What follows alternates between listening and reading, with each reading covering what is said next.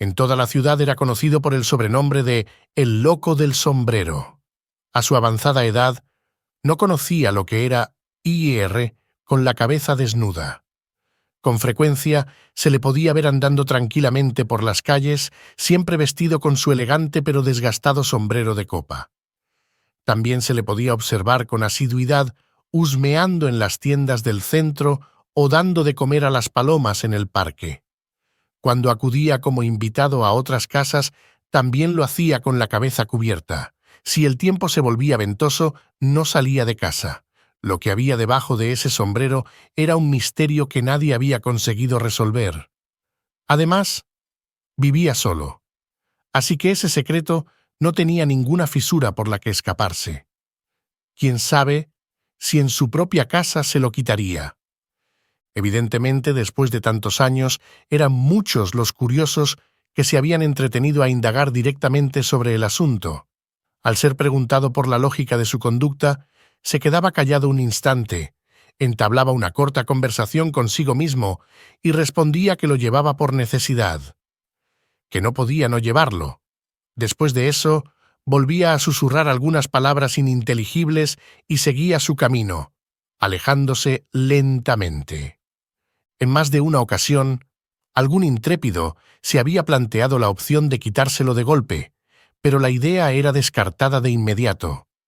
¿Quién sabía si ese loco sería capaz de lanzar un mal de ojo de por vida?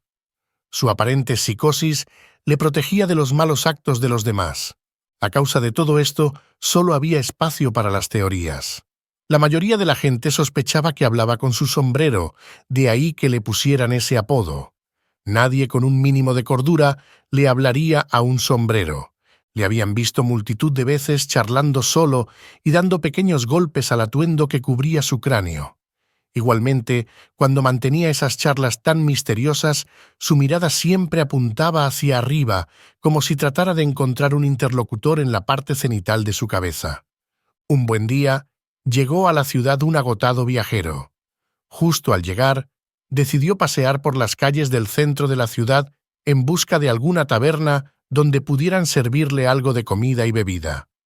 Andando por inercia y concentrado en su objetivo, chocó sin querer con un viejo señor que se encontraba en ese momento parado delante del escaparate de una tienda. Debido al impacto que generó esa coincidencia, el cuerpo del anciano se tambaleó sin llegar a caer. Sin embargo, sí que lo hizo el sombrero de copa que llevaba en su cabeza. Una vez en el suelo, el abuelo empezó a tocarse la testa de forma desesperada. Al no encontrar lo que buscaba, miró con furia al viajero que le había empujado sin querer, recogió su sombrero y salió corriendo torpemente calle abajo, profiriendo aspavientos al aire. Mientras corría, gritaba con fuerza un nombre, como si esperara que ese algo o alguien al que iba dirigido volviera fielmente a su lado al escuchar sus gritos. Viendo que nadie respondía a su llamada, decidió abandonar su misión y aislarse en su casa. Allí, triste y deprimido por su pérdida, la pena le fue consumiendo lentamente. Sin salir prácticamente de casa, pasó sus últimos días delirando frente a la luz de la lumbre, tratando de encontrar entre las sombras de las habitaciones eso que se le había escapado ese día en la calle. Sus vecinos se extrañaron al no ver al hombre durante algunos días, así que decidieron entrar en la casa. Una vez dentro, encontraron su cuerpo inerte, reposando en el sillón del comedor. A su lado, encima de la mesa, había dejado una nota. Antes de morir quiero explicar por qué todos me habéis confundido con un loco cuando en realidad siempre he sido el más cuerdo. Efectivamente, siempre he vivido con una vocecita dentro de mi cabeza, igual que todos vosotros. Esta voz siempre me ha dicho qué hacer, cuándo hacerlo y cómo hacerlo. Me ha roto sueños y creado desilusiones. Incluso me habrá hecho perder amores que podrían haber triunfado. Me ha creado enemistades, convirtiéndome a mí en mi principal enemigo.